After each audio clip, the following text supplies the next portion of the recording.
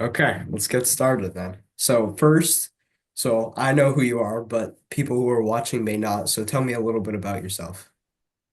Yeah, so I'm 17. I've been ultra running for about a year now, been running for about a year and a half. And aside from that, some core values of mine are faith is primary in my life. I'm pretty plugged in with my church. I've been my whole life. And then family, I try to structure a lot of my life around family time. Fitness is another big one, and obviously with the ultra running too. Yeah. But calisthenics wise, that kind of deal. I I enjoy working out. Let's see. Oh, I'm a pilot. I fly small airplanes, so Oh, that's I'm pretty getting my cool. pilot's license. Hopefully, we'll have. Excuse me. Sorry. Yeah. Hopefully, we'll have that wrapped up soon by the end of the year. But those are some of the main things. I do jujitsu. That plays into the fitness side of things. But yeah, I try to keep my life around core values of integrity and service, leadership. That's pretty Kind cool, of me in man. a small nutshell. That's pretty cool, man. What got you into ultra running? That's a funny story. So let's see. Yeah, last April, I ended up reading. I don't know if you've ever read "Can't Hurt Me" by David Goggins. You got that Definitely. one, right? Yeah. Okay, cool. Yeah. So I read that book, and I think I just sat down and read it in about 2 days. I was immersed in it, couldn't put it down, Yeah. and so that inspired me a ton because obviously his story of how ultra running and running in general has changed his life. Yeah. But I read that, and then within a week ran my first marathon. And I wasn't a runner at all, really. I'd run to my jujitsu class, which is about 2 miles away every now and then, but it was Yeah. super slow, just like jogging pretty much. Yeah. And so, and the funny thing about this marathon was that I had planned for it to be on a specific day, just had in my head, but I forgot I had work that day. Oh And man. so I realized I had to get to work at 8 that morning. And I didn't want to reschedule the day I'd put for my marathon. So I ended up waking up at like 1 in the morning and just going out on the roads by my house and getting 26.2 miles in. It was slow, I'll tell you that. It was Yeah. 5 or something hours, and yeah, my feet were done after that. Like I had stress fractured metatarsals, and it it was rough. It hurt, but I did it. And Yeah. then for some reason I still loved it afterwards. Yeah. Kept running in the weeks after. And my thought around the ultras was kind of like, well, if I can do a marathon with virtually no training, what could I do if I worked up and trained a little bit more? And obviously, I knew about ultras from that book, Can't Hurt Me. But Yeah. in my mind, that was the next logical step. So signed up for a 50 miler, got that done. Signed up for a 100 miler, and things just kept getting bigger from there.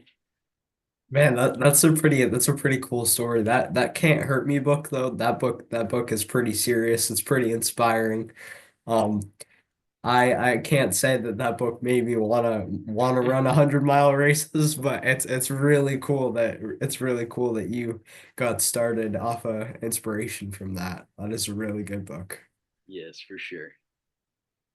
So, what do you love about running? Like what made you what What's the makes you draw? keep going? Yeah. Yeah. Well, it's a great question because I don't always love it. And I mean that's part of most anything someone's passionate about. There's Yeah. aspects that they don't like and there's seasons where it's more of a dry spell.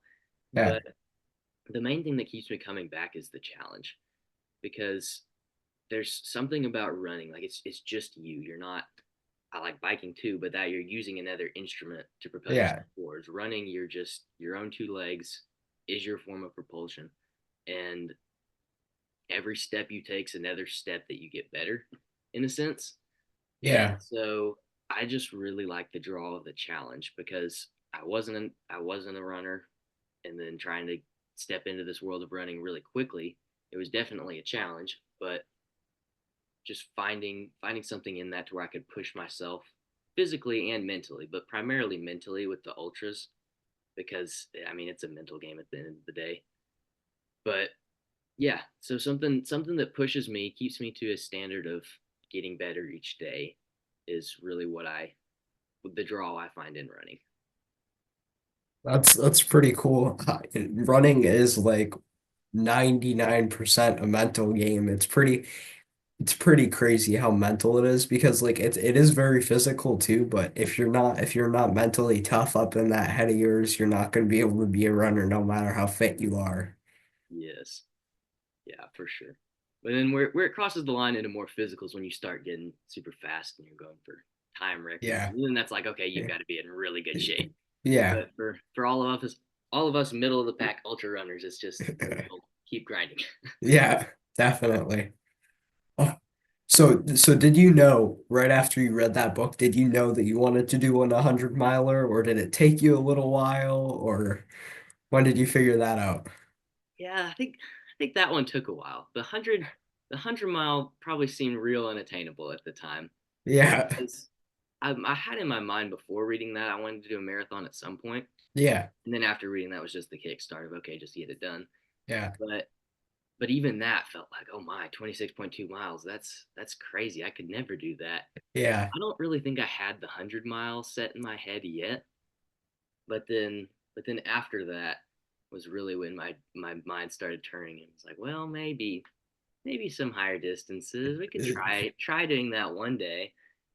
But now it's funny because when I think of a marathon, just the perspective of, oh, I've done 4 marathons at one time with a 100 mile race. Yeah. I know a marathon's still such a big deal, but it seems more insignificant for me. It's Yeah. how it works. But yeah, the 100 miles wasn't really going through my head at that point. It took a I, little I bit. mean, yeah, I understand that. Running 100 miles right now, to me at least, it sounds impossible.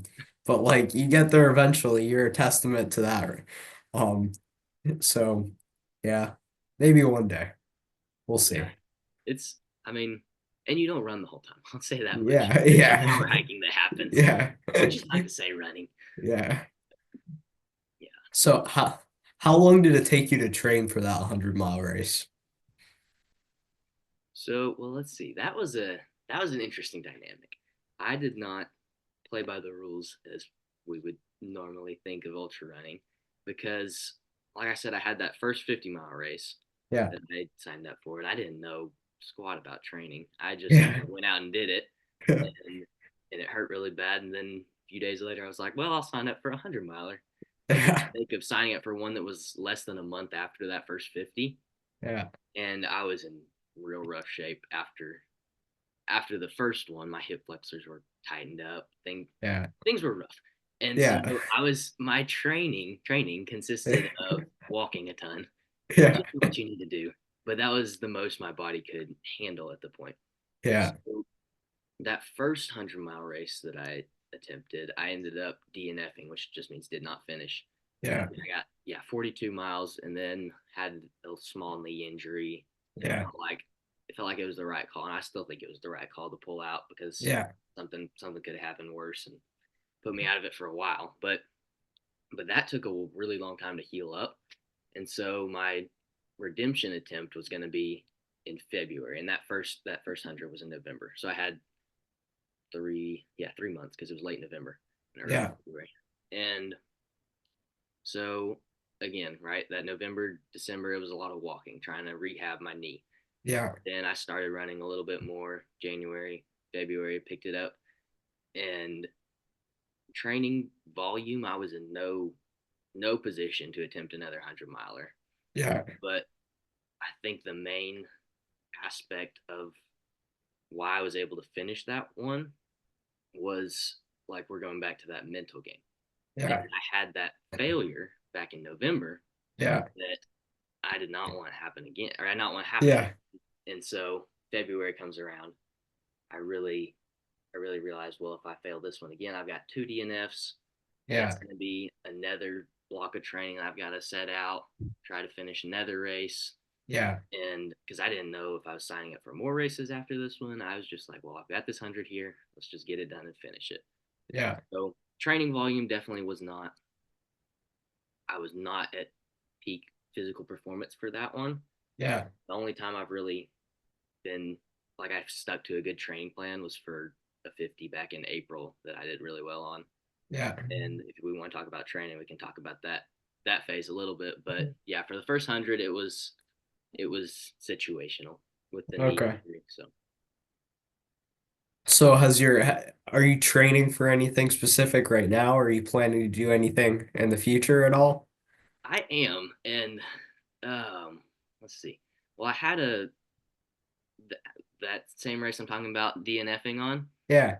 I repeated it this year, Oh, and nice. I ended up getting a 100K finish, and so that was just 2 weekends ago, and yeah, and we can talk about the the DNF sort of side of things and what kind of factors play into that. But Yeah. currently, my next step is this weekend. I've got another 100-mile race, Oh, nice. and it's a flat course that I've ran Okay. before, which is really nice. I ran a 50 miler back in April. That was Yeah. the one I trained for pretty well and did well on.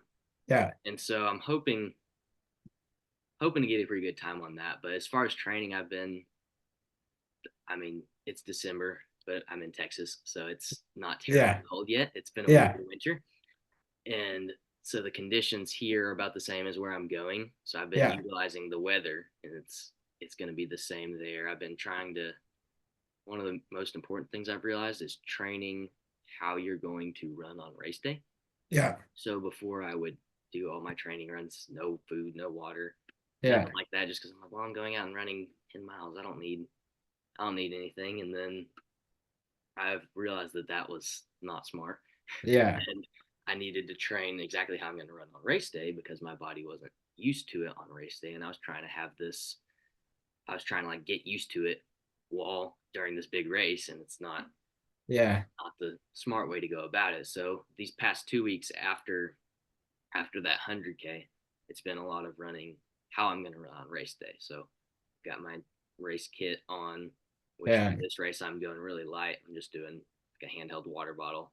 Yeah. I'm not planning on eating much, just due to some different factors. But the yeah, so training like I'm going to run on race day, trying to keep that same pace I want to keep, and doing that. I did a 30-mile train and run last week, and just exactly how I'm going to run it on race day. I think that's so far. Now I can't speak from experience because I've never done this before, but Yeah. I can see improvements already in my Uh, performance, and I think that's going to be the way to go. Okay, definitely. Well, good luck at that race. I hope you do well. Appreciate it. I'll let you know how it goes. Yeah. What are you hoping to get on that race? Like, is there a certain time that you want, or are you just seeing how it goes? So this one I actually am going for a time. Most of the time I'm just like finish. That's all I Yeah. get Yeah. that finish, get that belt buckle, we're all good. Yeah. But since this one is a really flat course and Yeah. I know it, I think let's see, the 50 miler I did there, I got just under 7.5 hours. Okay. And that was pushing myself. And I was maybe trained a little better than I would be now. Yeah. I have to factor that into. I'm like, okay, I'm doing double that now. But Yeah. they've got different they've got different buckles for different times. So if you finish faster, you get a bigger buckle, and it Yeah. is something different. So Yeah. the fastest buckle option they've got is sub 16 hours, Okay. and that's my primary goal. Yeah. If I get that, it'll be right at that cutoff because I think any faster than that, I couldn't push myself that hard. Yeah. But I'm thinking, yeah. So that's the current goal, and with these races, goals are situational. Something could come up like twist my ankle, lap one, Yeah. hobble running, the rest of it, just trying to Yeah. finish, going back to that. But since it's so flat, I think I can post a decent effort with the strategy I've got going on, which, I mean, it's unconventional. Don't eat, just drink. That's really Yeah. about it. But I've had problems with nausea in the past, so I'm hoping to eliminate that just just by drinking and focusing on hydration, and then Definitely. Yeah. trying to trying to get that sub 16. We'll see. Yeah. I always found the dynamic of like the eating and drinking while you're running. It's an interesting one because you don't want to drink too much, but you don't want to drink too little. You don't want to eat too much, but you don't want to eat too little. It's always an interesting thing. You just got to find out what your body likes and how much water it likes and how much food it needs. For sure. Yeah, it's situational with everyone. Everyone's different with it. Yeah. And and yeah, it's really a balance, like you're saying. too much is bad, too little's bad. Yeah. It's an interesting balance. It's tough to find exactly what you need. It Uh, really is. and then it changes sometimes too. Like sometimes you need more and sometimes you need less, and it's a pretty crazy dynamic right there. It is crazy. Yeah. And you're touching right on that because it's something to figure out in training. Like it takes so long to figure it out. And that's where I was making the mistake of trying to figure it out during a 100-mile race. Yeah. That's not when you need to do it. You gotta be ready for it. Yeah. So have you ever thought about like giving this up and never doing this again because it was so hard, or has that thought never crossed your mind? Oh, it's definitely crossed my mind. Recently, in fact, that the last 2 weeks ago, that 100K, and Yeah. then about a month before that, I did a 50 miler, Yeah. and both of them are up and down, lots of elevation. Yeah. So let's see, yeah, both of them I was pretty nauseous, and that's Yeah. been that's been a staple throughout most of my races. Um, yeah, and so that really takes a lot out of me. I don't enjoy Yeah. throwing up at all, especially throwing up when I'm 30 miles into a race and I'm like, oh, I still have 70 more miles of this. Yeah. It's great.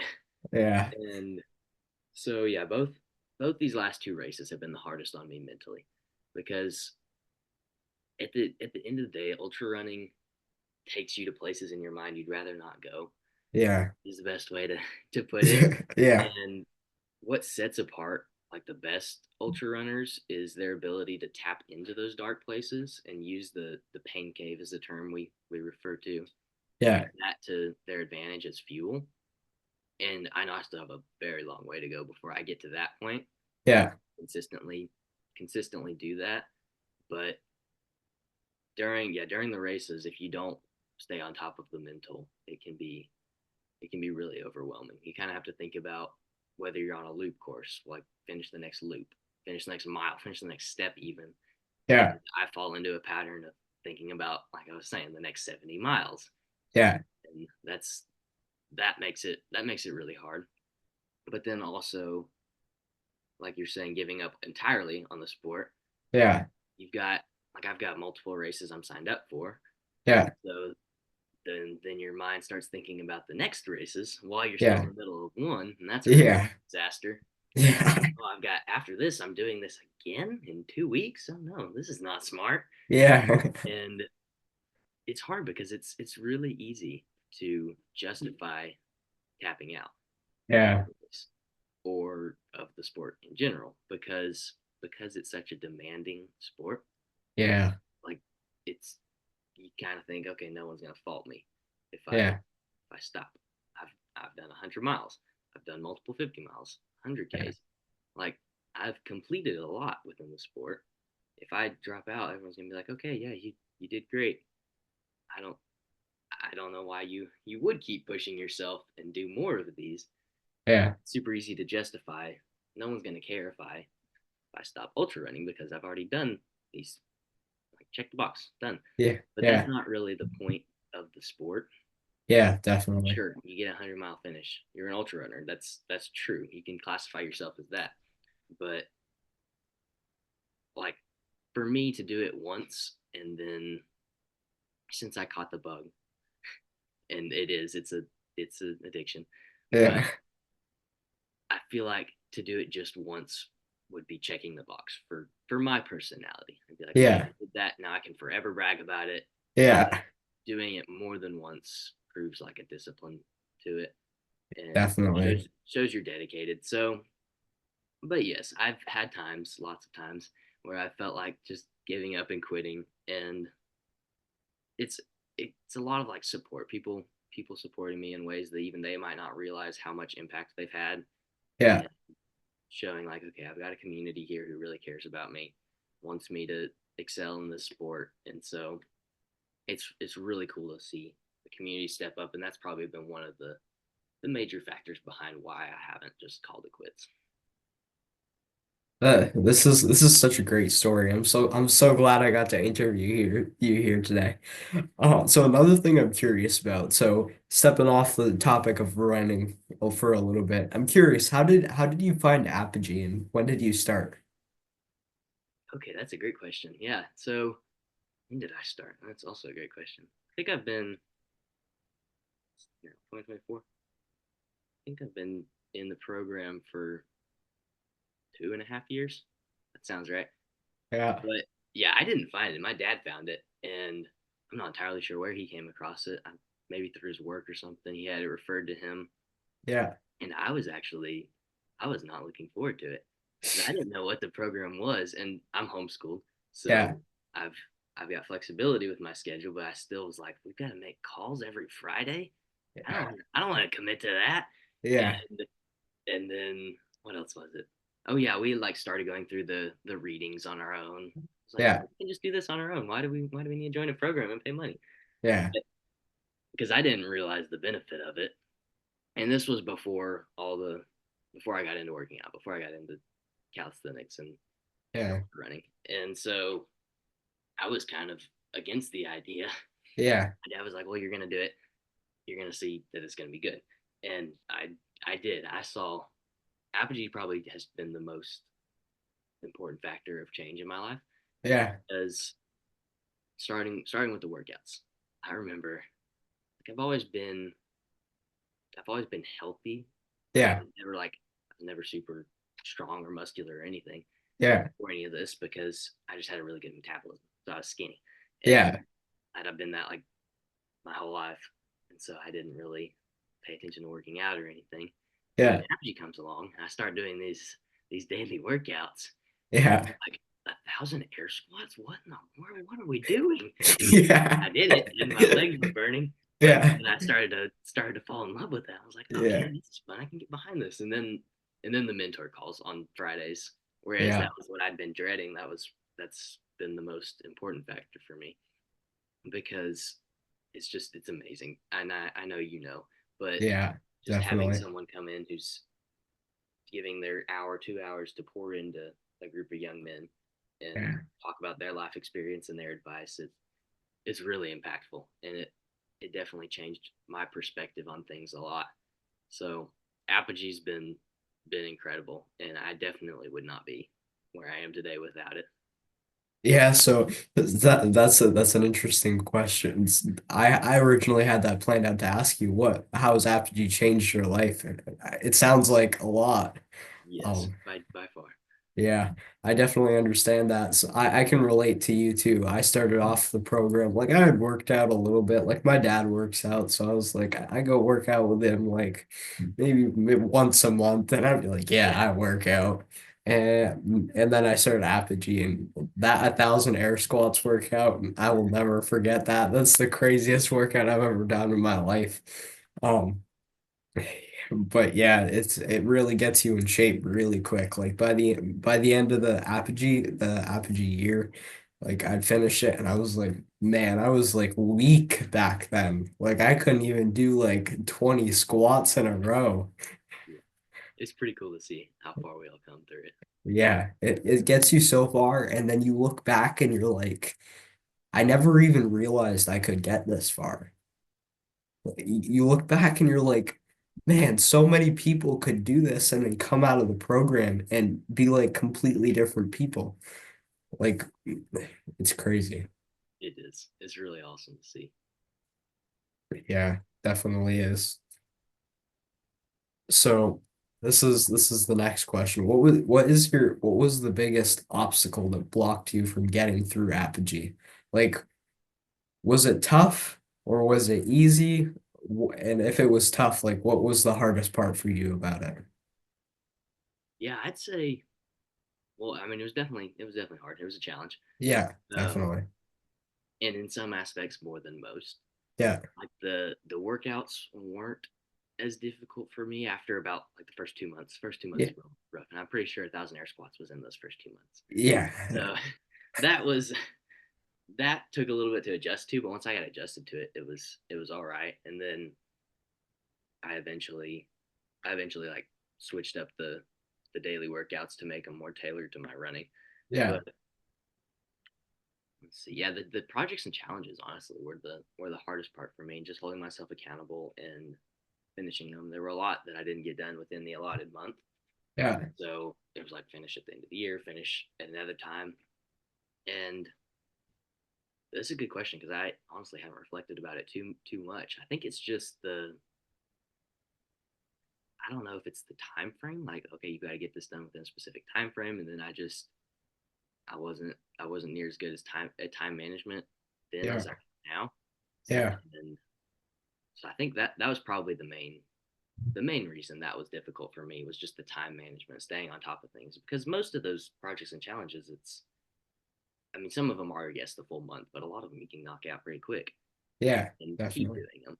I think it was just I had a little bit of a problem taking initiative and getting out and putting in the work on those. So I'd say that was probably the hardest part for me throughout it all. But but again, that grew me, and that now I'm really good at time management for most things. I can figure out what I need to do, prioritize different other things. So, but yeah, Yeah. I'd say it was definitely a challenge for sure. Yeah, it definitely was. So when I went into Apogee, I was like, so a couple of guys, like I didn't really know them, like they lived pretty far away, but I respected them and they went through it. And so I was like, I was excited but like terrified because like I was like, what if I can't do this? And it was a challenge, but I got through it and it's like it grows you so much. And another thing, like time management, people don't realize how much time they actually have in a day and how much stuff that they can actually do in a day that they spend just really like doing nothing or sitting around and like watching TV or playing video games or doing nothing. And you have so much time, you can do so much stuff in a day if you just know how to schedule it out. Yeah, everyone's got the same 24 hours. Yeah, Matters how you definitely. use it.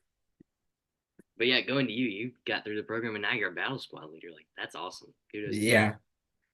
I need to Uh, jump on some of those sometime. yeah, they're pretty fun. I have to move them around a lot now, unfortunately, because I'm in the basketball season. So like we have practice every day. And then like they don't confirm practice until the Sunday before, and my battle squad calls on Tuesday.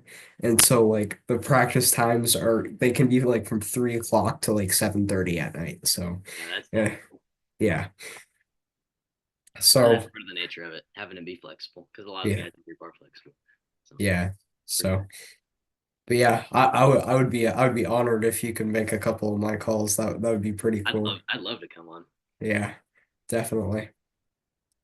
And another thing I'm curious about because I know you and me messaged back and forth a little bit about guitars and stuff. How do you get into music? So let's see. I've loved music for a long time. I used to play piano when I was really little. Took Yeah, a few lessons, then kind of switched over to self-taught. And then now my passion's primarily guitars. I mean, you can see back there. yeah, But that's I've been playing guitar for probably little over 2 years now, and for some reason I like it more than piano. Because yeah, I played piano for a long time, and then when I switched over, it just feels like the flexibility of a guitar. You can do so much more. yeah, You got a much wider range of styles you can play, yeah, and I yeah, I I really enjoy guitar primarily, and I've got a drum set back there too. I've started yeah, trying to mess around with. I'm not near as yeah, good as that, but the guitar I've gotten pretty good. I've got two electrics and acoustic. I'm looking at getting another electric as well, and nice. it's fun. It kind of takes my mind off things. It's Yeah, it's like a I don't know. It's a reprieve from whenever I get super busy and super yeah, stressed about like, oh, I've got this coming up. I've got this coming up. Like, okay, I'll just go and play guitar for an hour. yeah, And my mind focuses in just on that. And I don't think about what else I have left in the day. So it's really fun for me to unwind.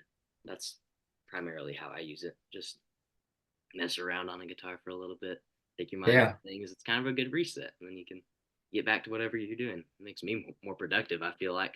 yeah, By definitely. spending an hour playing guitar, then I'm good to go. Yeah. I feel that that's almost exactly how I use that too. I have an electric and an acoustic, so it's pretty fun to play that. And I want to get into drums eventually, but I think I'd probably start off with like one of the electric ones that's like not an actual full drum set because the drum sets are pretty expensive and they're pretty loud. So I don't think my parents would let me get one. But the ones that Yeah. you can like plug headphones into and you can listen to, I love drums. I love guitar. I've loved music, but I've always been like, I want to play guitar, and then like I'll practice for a day, I'll watch a YouTube video, and then like never really finished it. But then mid apogee, I think like month 6 or 7, I was like, that's it. I'm gonna learn. I'm gonna learn guitar. And so yeah, I've been playing for a little while now, so it's pretty fun. That's awesome. Yeah. Okay, that's cool. What, if you don't mind me asking, what genres do you typically like to stay to, or are you all over the place like me? I'm all over the place, but I have some pretty specific bands that I like to play. So like on my acoustic, like I play like a bunch of stuff. Like I can play some like acoustic rock songs, so like Matchbox 20, some Yeah. light stuff, and some country songs and stuff like that. On my electric, I like all sorts of stuff, but I like Nirvana and a few other bands, but it's mostly mix and match. I like stuff from the 90s basically. Okay. Yeah, that's a good era for guitar. Yeah, definitely. One of the Yeah. best in my opinion. Yeah. All the power chords and all Yeah. sorts of fun stuff to play. That's cool. What what about you? I'm such a mixed bag. Acoustic, I like playing it finger style on the acoustic. So songs Okay. like country songs, they're kind of that bouncy finger style sort of feel. Yeah. Um, Older rock songs, you can get Yeah. like some Metallica's got some good finger style acoustic, Yeah. and I mean I play chords too. It's just my Yeah. for some reason I did not learn much theory when I started. And Yeah. it hit real hard down the road. I'm like, okay, so it's this is C, this is G. Like I'm Yeah. such a beginner level with my chord style, but I can Yeah. play finger style pretty crazily. So it's really funny that dynamic on the acoustic. But then Yeah. electric, I'm so over the place. Like I have so many different tunings. I'll bounce between. I'll play super heavy metal. I'll play Yeah. rock. I'll play lots of '90s rock too. Yeah. Older stuff, blues. It's Yeah. fun. Just you can mess around and do whatever you want, pretty much. Yeah, it's so cool. It's so all over the place. So I kind of can relate to you with like the a little bit less on music theory, like not as much knowledge there, because I'm self-taught actually. So like Okay. I've never had a teacher. I watch YouTube videos, I read books, and I sit there with a guitar and just play. That's basically how I taught myself. So like at the beginning, it was just like. I had chords and I played them in patterns and that was basically it. So like I understand like this is a C and this is a G, but I didn't understand why and I didn't understand like pentatonic scales and stuff like that. And I still basically don't. Like I literally just learned to read music like a month ago. And so Okay. it's pretty simple with like the actual music theory, but like my hand positions and my playing, it's pretty good, but not Yeah. as much and not as much knowledge behind it, if you understand what I'm saying. No, I completely understand. I'm the same way. Yeah, Like I know I'm supposed to play this, but I don't know why. It's yeah, that's exactly. yeah. I was gonna. I You said you watch YouTube videos and read books and stuff. I was curious yeah. what you use to learn, because I'm always trying to look for different methods. So I started off. I looked up how to play "Smells Like Teen Spirit" by Nirvana. And I found this guy, and I was like, "This Swift Lessons is what the channel is called." Okay. And I really liked him, so I started learning a few songs, and then I was like, "So he doesn't have as much like '90s rock stuff. Like he has some good acoustic stuff, some okay electric stuff, but I want more." And so then there's this other guy, Marty Music is the channel. He's pretty good too. He has like so many he spends so much time on so many different videos on that. He's a pretty good teacher too. And then as far as books go, I went to the library, so I probably don't remember as much as them anymore, but I do have How to Play Guitar for Dummies and then How to Play Rock Guitar for Dummies. Okay. Um, so that actually taught me probably the most about music and guitar out of any other. Okay. Yeah, that's awesome. Yeah, Yeah. the Marty's music. I've watched a lot of his videos. Yeah. I ended up switching over to this app called like Songster or something. Yeah. I've used that too before. You seen that one? Oh, Yeah. I love it. It's got all the tabs in there, so many different songs. That's what I mainly use. Yeah, it's pretty cool.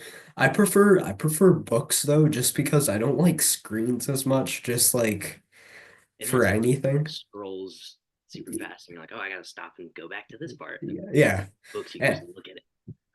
yeah, so I like books. I like so there's I think it's Hal Leonard is the company.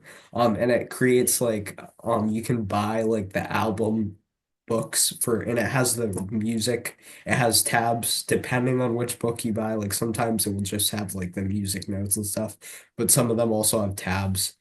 Um where you can just it has like you can buy an album from Metallica or you can buy an album from Nirvana or you can buy the best of Nirvana songbook and it has like a bunch of and so I have a bunch of those on my Christmas list to be completely honest this year. okay, that's awesome. I might have to check those out. That sounds Yeah. really cool. Yeah, but guitar is pretty great. I'm hoping so bass is pretty simple too. Like I could play a bass if I had one, which I don't. It's basically just guitar except with four strings, and then you just play it with your hand. Um, and then drums. I've been watching a lot of videos and reading a lot of books, but I don't actually have a drum set. So like I have a lot of theoretical knowledge, but I don't really. Yeah. I've never actually played drums before. And piano, I hope to expand to eventually too. Okay. Nice. That's Yeah. awesome. Yeah. Yeah, that's pretty cool. I appreciated this interview. This was great fun. Yeah, Um, I really appreciate. Like I said, I appreciate you reaching out. yeah, Awesome. it was great fun. That is all I have for today. I loved having you on here. If you ever need anything, let me know. Yeah, And for yeah, sure, we'll do. And like I said, I'm definitely gonna try to jump on some of your battle squad calls sometime. okay, Can't definitely. wait to. Yeah, I hope to see you there. But that's all I have for you today. I really appreciated this. Thank you so much, and For sure. I'll reach out to you what if I ever need anything. I have any questions about ultra running. Okay. Sounds good. Yeah, for sure. Thank you so much. Well, thank you too. Appreciate it. Yeah. See you later. See ya. Have a good one.